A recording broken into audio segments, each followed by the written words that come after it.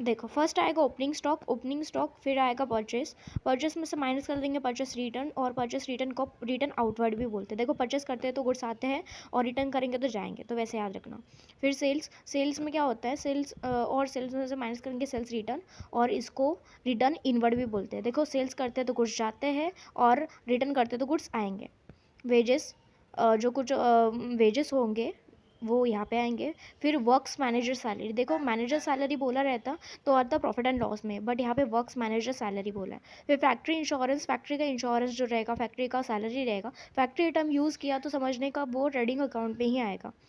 फिर import duty, बाहर से गुड्स जो मंगाते हैं तो वहाँ पे हम लोग को जो ड्यूटी पे करनी होती है उसको बोलते हैं इम्पोर्ट ड्यूटी। फिर फ्रेड, फ्रेड जो होता है मतलब लोडिंग अनलोडिंग खर्चा। फिर टोल, टोल का जो एक्सपेंस होता है उसको ऑक्ट्राय बोलते हैं, उसको भी डायरेक्ट इन नेचर माना जाता है। फिर कस्टम्स ड्यूटी, हमारा जो बेसलाइन होता है, जो बेसलाइन होता है वहाँ से अंदर गुड्स इंपोर्ट करने के लिए जो पे करना पड़ता है उसको बोलते हैं कस्टम्स। या फिर गैस, कोल या फिर फ्यूल का जो भी खर्चा होगा वो भी वहाँ पे आएगा। रॉयल्टी का भी एक्सपेंस, देखो हम लोग ने बर्गर किंग का कुछ भी रॉयल्टी लिया है तो उसको वो रॉयल्टी पे करने के बाद ही हम लोग प्रोडक्शन चालू कर सकते हैं, तो ये डायरेक्ट एक्सपेंसेस है, तो ये अब हम लोग जब तक पे नहीं करेंगे तब तक हम लोग का प्रोडक्शन चालू नहीं होगा।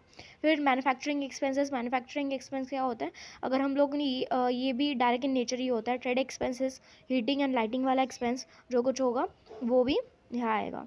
फिर ग्रॉस प्रॉफिट और ग्रॉस लॉस, ग्रॉस प्रॉफिट आएगा डेबिट साइड, ग्रॉस लॉस आएगा क्रेडिट साइड।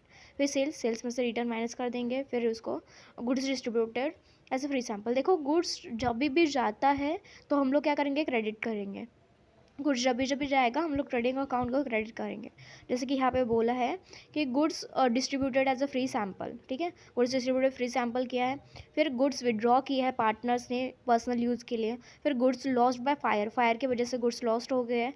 और जो गुड्स जब भी जाएंगे तभी तभी ट्रेडिंग अकाउंट क्रेडिट करेंगे, ये वाला जो टर्म है वो याद रखना।